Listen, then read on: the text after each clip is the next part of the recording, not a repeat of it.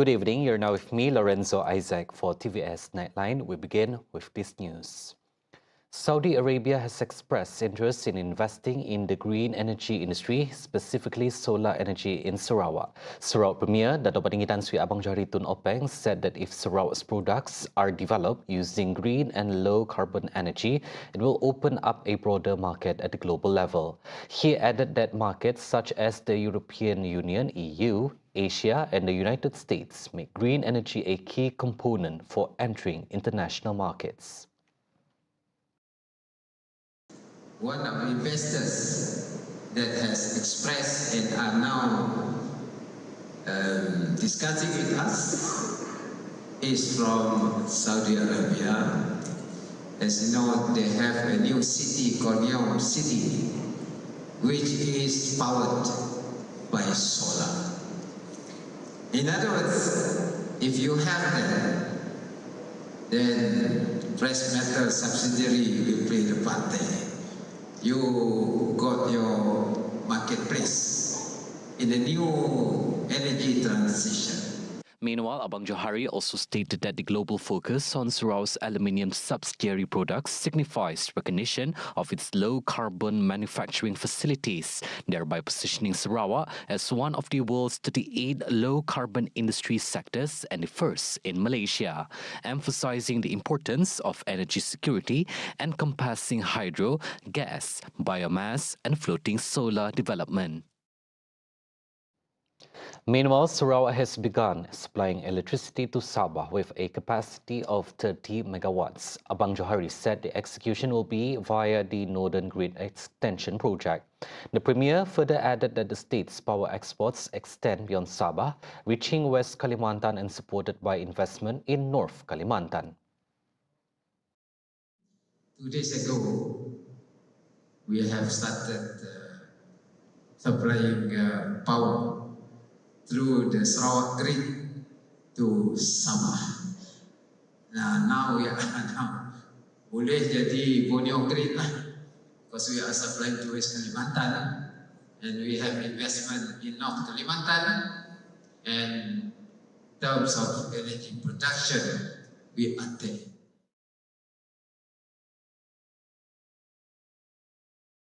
A coastal outing turned perilous in Kuching this afternoon as 7 men found themselves trapped by the rising tide at Trombol Beach. While 2 managed to get out, a rescue operation is now underway for the 5 others still stranded. Fire and rescue officials said the group had ridden 4 motorcycles onto the beach to swim and failed to notice the incoming high tide. A distress call came in just after 4 this afternoon. Upon arrival of the Petrojaya rescue team, the access route was already submerged and completely impassable for vehicles. 2 victims had already gotten themselves out, but 5 remained trapped at the location.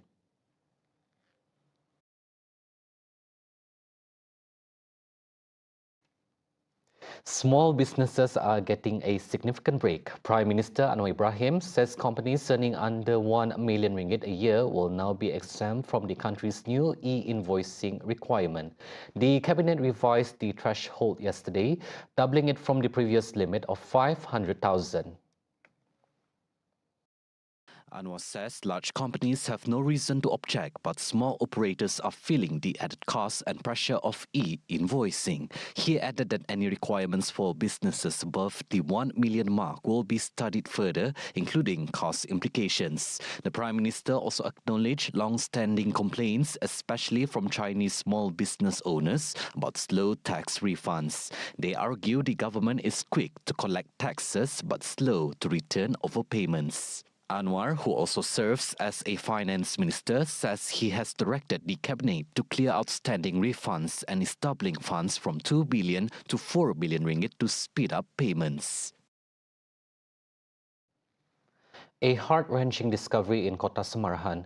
A 69-year-old blind woman has been moved to a government care home after authorities found her alone next to the body of her deceased daughter. Officials said she was immediately transferred to Rumah Sri Kenangan, Kuching to ensure she receives round-the-clock care and close monitoring, as she has no close family members left to support her. Women, Family and Community Development Minister Datuk Sri Nancy Shukri praised the Welfare Department's swift response, adding that the team is now assessing follow-up assistance from medical treatment to daily care and long-term placement to safeguard the woman's well-being. Saya yang agak leganya, dia sudah dibawa ke RSK Rumah Sri Kenangan, dan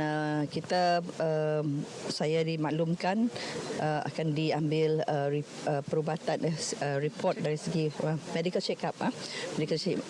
Lepas itu akan diaturlah sesuatu dia punya prosedur lain, tapi saya rasa lebih elok dia tinggal di Rumah Sri Kenangan kerana dia keseorangan. Earlier, Kota Semarahan District Police Chief Superintendent Damataris Lautin revealed that the woman, despite her visual disability, had to crawl out of her home along a 150-meter footpath before she was spotted by passers-by who alerted authorities. Her 48-year-old daughter is believed to have died from chest pain and breathing difficulties on November 30th, with her body only found more than 5 days later.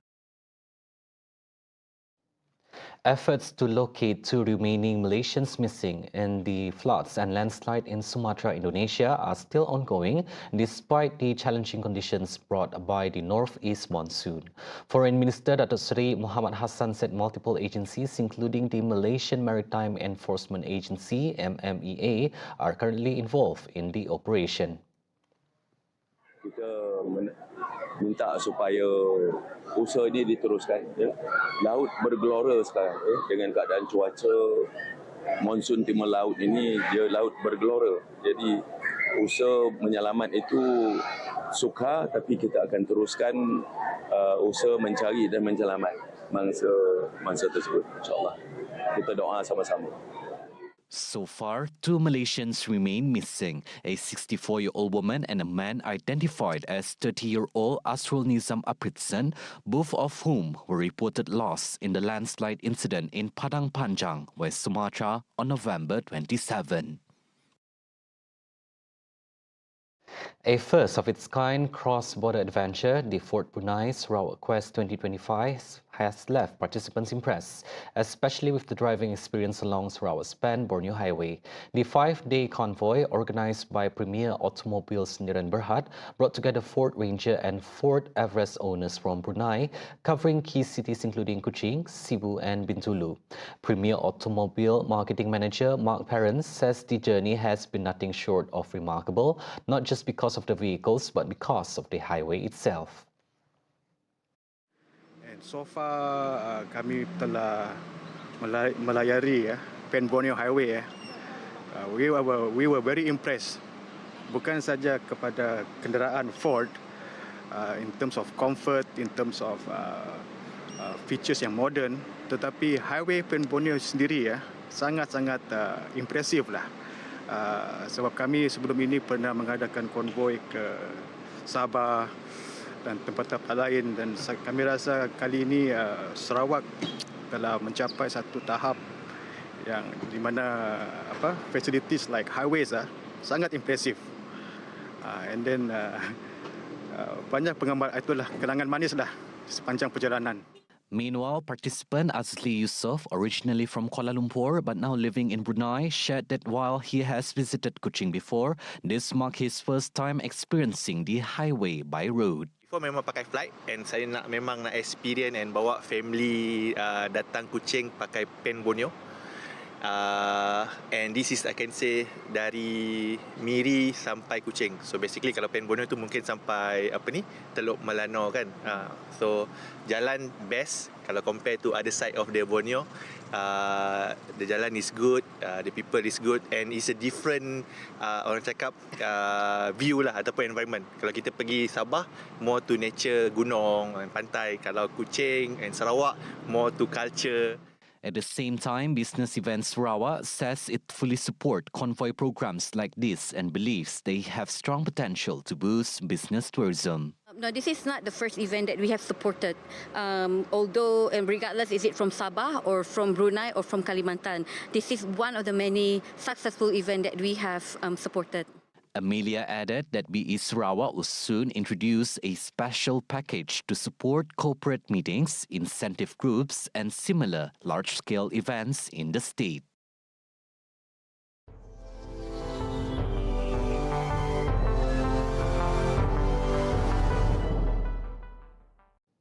On to world news. The destruction in Sumatra, Indonesia is deepening, with more than 900 people dead after floods and landslides struck the island, and authorities warning that starvation could push the toll even higher.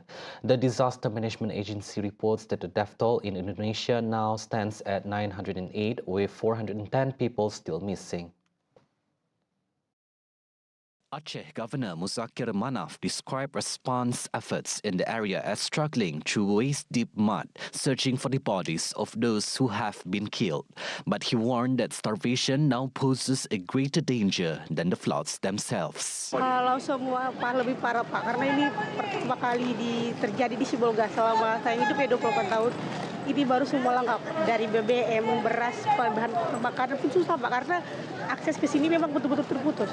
Bilang dari awal pertama tidak darurat Bang, karena masih ada lagi kita nanti ke Perambunan ngambil air. Cuman tenaga lah kita yang ekstra Bang, karena bolak-balik pergi ngangkat air. Itu aja lah Bang, kalau darurat belum bilang darurat, karena masih terpenuhi juga.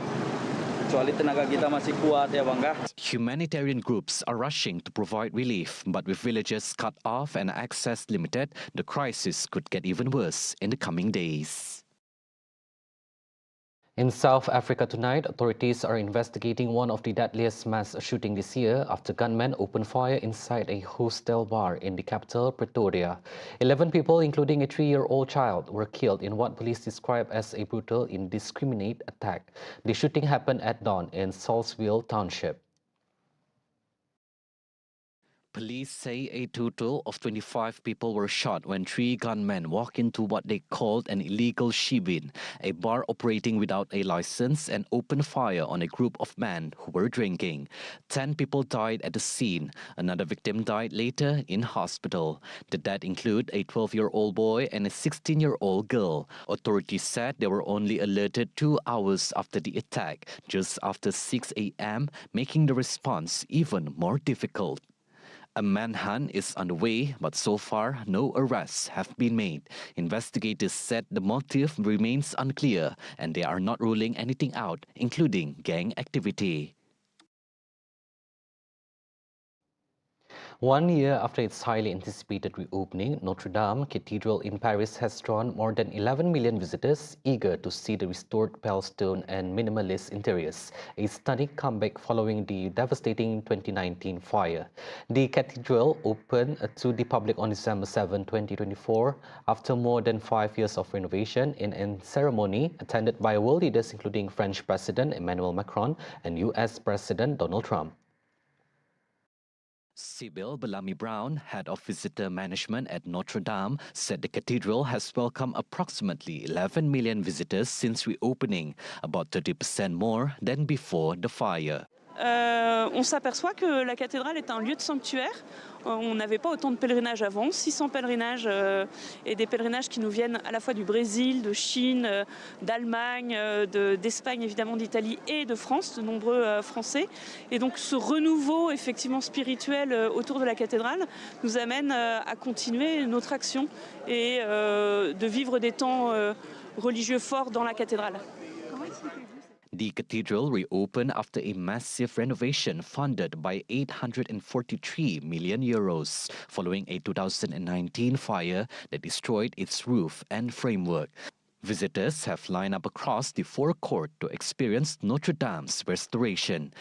Entry remains free, but regulations have been introduced to manage crowds during services. Over 1,600 services are scheduled this year, and pilgrimages have risen to more than 650, including a third from abroad. Those were the updates on TVS Nightline. I'm Lorenzo Isaac. Thank you for watching and have a good night.